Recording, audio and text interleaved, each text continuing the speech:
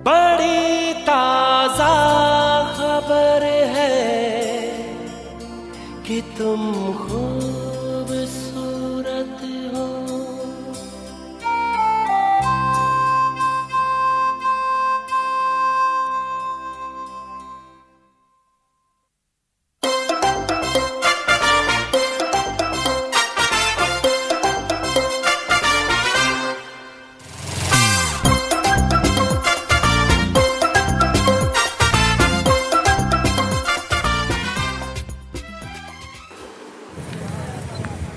समाचार की दुनिया के बुद्धिजीवी दोस्तों, देश में कोरोना वायरस महामारी से आज की तारीख पे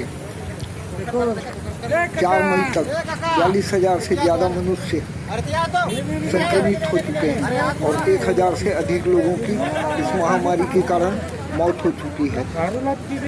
इस संकट की घड़ी से उबरने के लिए देश के प्रधानमंत्री श्री नरेंद्र मोदी ने 25 मार्च से 14 अप्रैल तक देश में लॉकडाउन लगाया। फिर 15 अप्रैल से 3 मई तक लॉकडाउन 2 लगाया, जिसमें खाने पीने की ज़रूरतों की किराना दुकानें, दुग्ध डेयरी, पेट्रोल, गैस सिलेंडरों की आपूर्ति, मेडिकल स्टोर्स जैसी अति आवश्यक सेवाओं को सीमित समय की छूट देते हुए बाकी व्यवसायों को, शराब दुकानों को प्रतिबंधित कर दिया।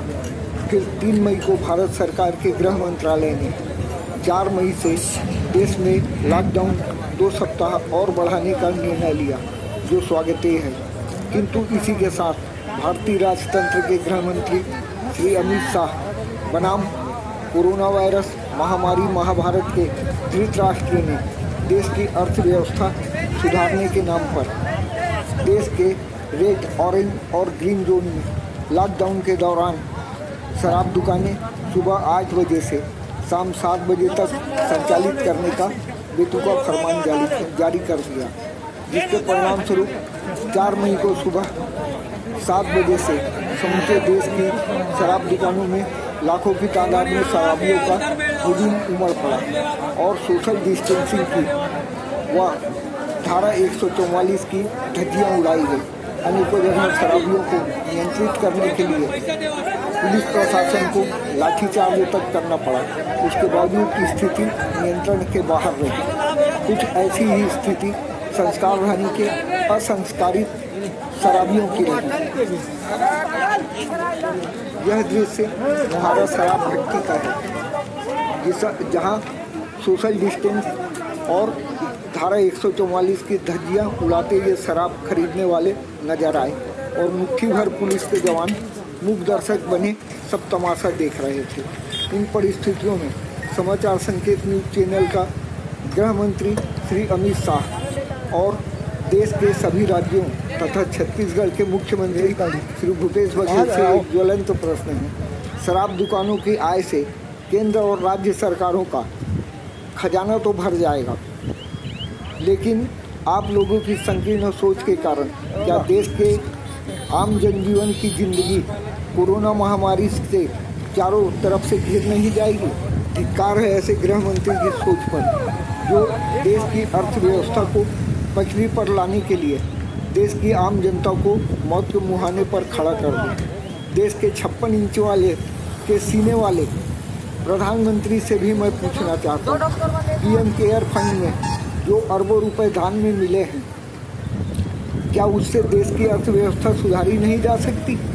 क्या आप में साहस है कि देश की जनता और दानदाताओं को बता सको कि यह राशि कहाँ खर्च की जा रही है?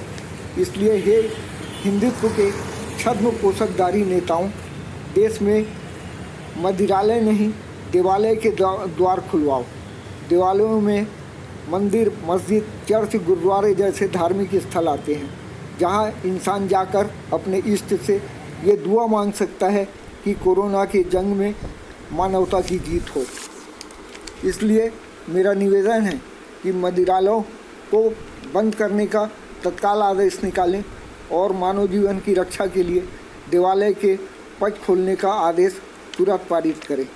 समाचार संकेत के चैनल पोर्टल पर शराबियों के जमावड़े के साथ शासन के आदेश पर बंद मंदिर, मस्जिद, चर्च और गुरुद्वारों के भी दृश्य हैं। इन विषम परिस्थितियों में संस्कारधानी के जागरूक व युवा कलेक्टर श्री JP मौर्य से भी मेरी अपील है कि मानव जीवन की रक्षा और कोरोना वायरस महामारी से बचाव हेतु लॉकडाउन की अवधि तक शराब दुकानें पूर्णतः बंद करने का आदेश स्वविवेक से पारित कर मानव धर्म का पालन करें। इसके अलावा इस चैनल को देखने वाले समस्त दर्शकों से मेरा अनुरोध है कि यदि यह समाचार आप लोगों को मानव हित में लगता हो तो इसे ज़्यादा से ज़्यादा अपने ग्रुप में अपने परिचितों के पास भेजकर मानवता की दुश्मन गूंगी बहरी और अंधी सरकार को जगाने में अहम भूमिका निभाएं। जय छत्तीसगढ़, जय भारत।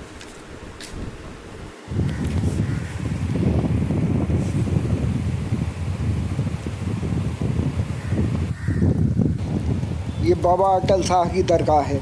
यहाँ भी बाहर से दर्शनार्थी जो है दर्शन करके चले जाते हैं। ये जामा मस्जिद है, यहाँ भी पट बंद है और सारे दुआ मांगने वाले वो बाहर से ही चले जाते हैं। यह चर्च है, चर्च के भी पट जो है वह बंद है, इसलिए मंदिर देवालय खुलवाए जाएं, मंदिर मस्जिद देवालय खुलवाए जाएं और मंदिरालय को बंद कराया जाए, यही मेरा निवेदन है।